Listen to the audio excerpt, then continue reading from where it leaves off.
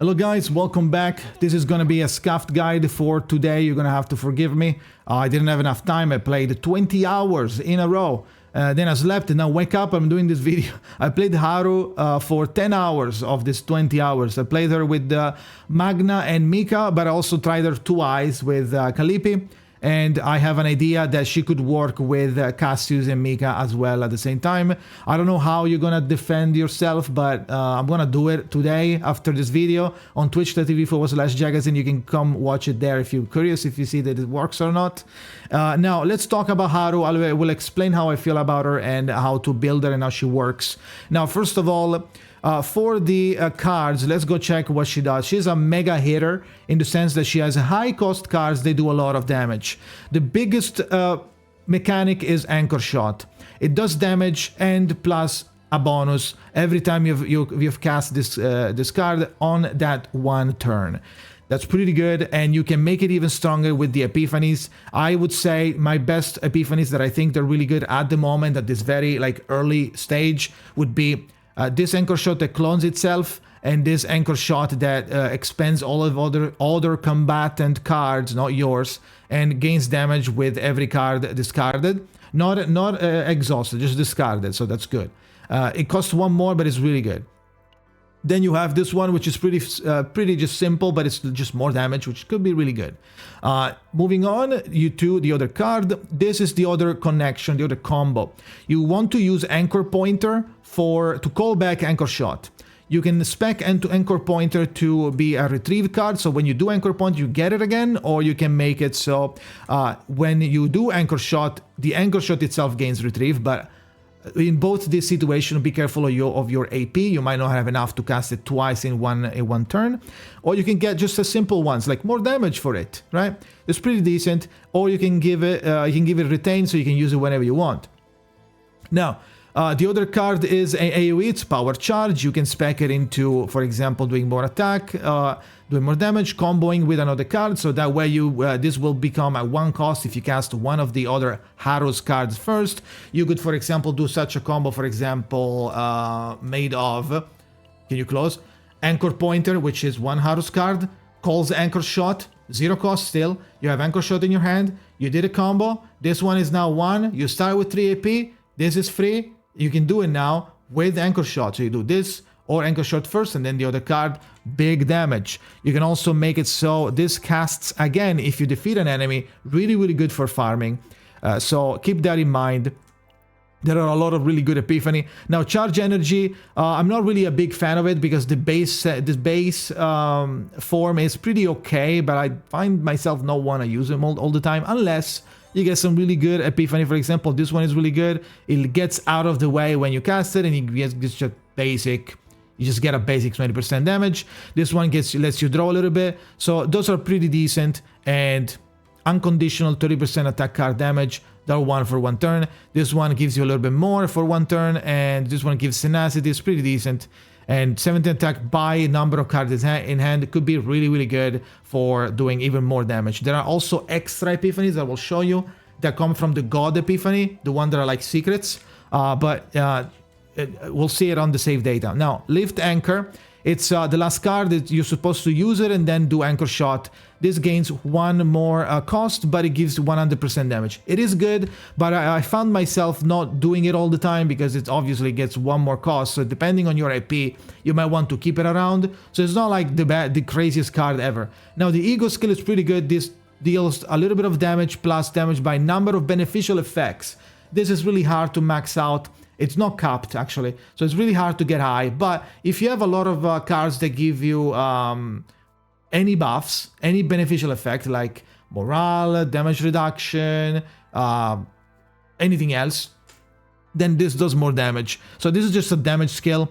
It's good, but, you know, it's a 6 cost. It's a little bit too expensive for if you don't have the right combo of, like, if you don't have a million buffs. So in that case, you might want to do it all the time unless you just use it to kill it and finish off some monster.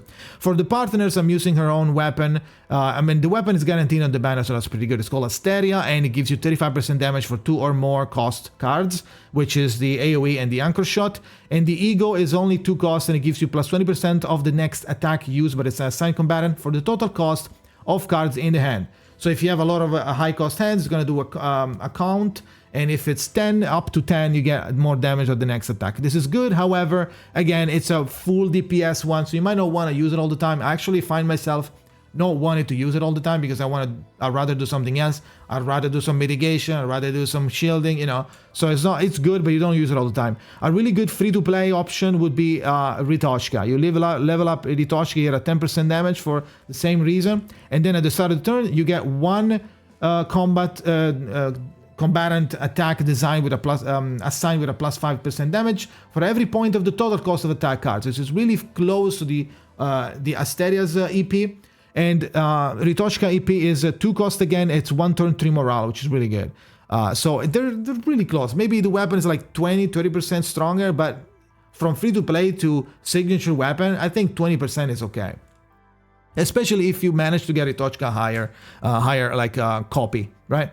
For the save file, I think that some good option for a save file would be to, you know, when you clear this roguelike, you get to clone a card. You can do it until you get lucky and you get to clone the anchor shot, which with this modifier or with the bigger modifier, or clone the power charge for more AoE for if you want to do a farming, especially with this modifier, if you want to do a farming save file for farming like materials, because all of the farming stages have like three ways of AoE monsters. Or you can clone the anchor pointer or both. Anchor pointer, which calls more anchor shots, so that's pretty good. It doubles down on what you're doing. Or you can get some good things. For example, this one was a Nihilum Epiphany for the charge energy, which gives me 1 damage reduction and 1 draw, which is pretty good because it's a retain. I can decide to do it whenever I need to instead of having to do it and then it's gone, right? So those are like good options that you can do. You can also do double anchor shot, like I said before. Now, for the potential, you can raise this one for the neutral card, which includes the anchor shot and the AoE for more damage. So the others, you can unlock them if you want, especially if you want to unlock the other node. You need to at least put 1 point. And this node is pretty good, and you can stop here. We can stop here at level 40, but in the future, we're going to get crit rate, crit damage, and these 2 power-ups. These are for the end game, though. You can level up this one to level up the damage, and then, or at least be sure that you get the first Epiphany. They changed it, god damn it. But I feel like it's still good because you start with an Epiphany when you click, and it gives you a card. It is what it is. It doesn't let you choose. It gives you a card. So you start with, by generating cards, you get that out of the way. After you do that, you start selecting the modifiers, which is speeds up a little bit. When it comes to teams, I feel like HARU, I played HARU, Magna, and Mika. Now, HARU, Magna, Mika is my favorite team with HARU. It's very tanky. You don't get to take down much damage too much. Okay? Much. And Magna is able to do a lot of shield with her crystallization, right? She is able to do a lot of shield with Ice Fragment, which you can also spec to give even more crystallization. And then, thanks to her, all of this counter attack, especially if you go to potential and you get this node, gives 1 counter to frozen to your basic cards, which is really good. Now you constantly have this counter attack stacking on top of each other.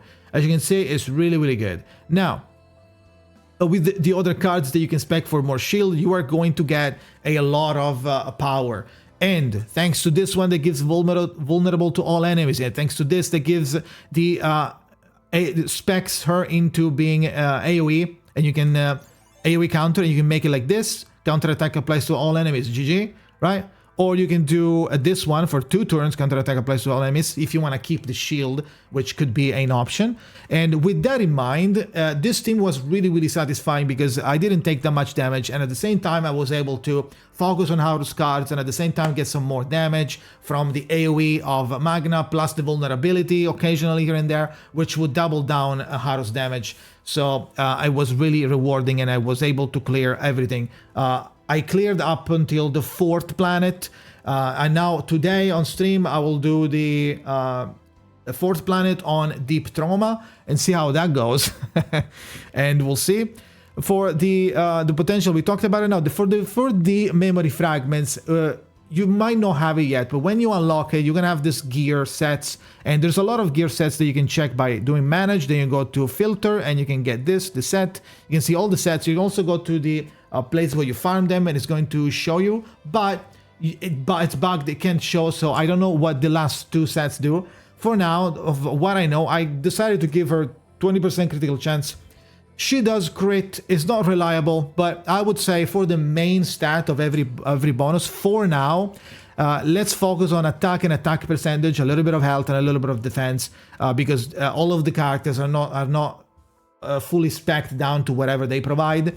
So it would be better for at least HARU to have like as much main attack as possible, percentage especially. If you get extra damage, that's even better. Flat attack, extra damage, critical rate, if you're lucky.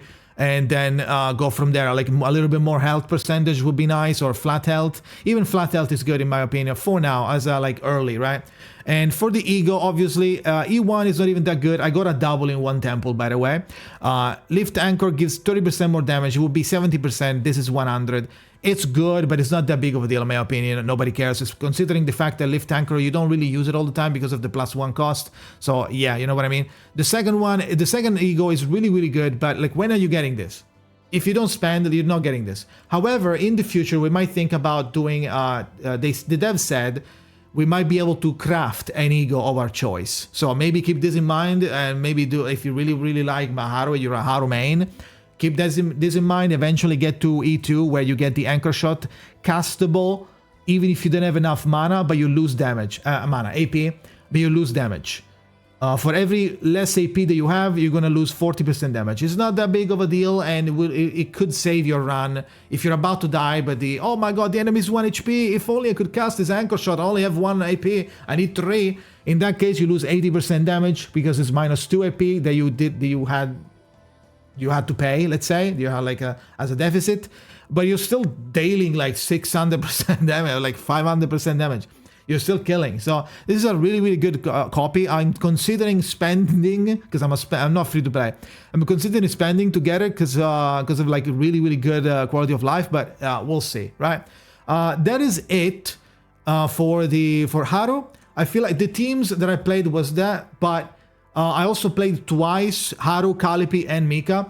Calliope is really good. She's more focused on damage rather than shielding, in my opinion, at least. The epiphanies that I got to choose, right? So it's more like kill them before they kill us.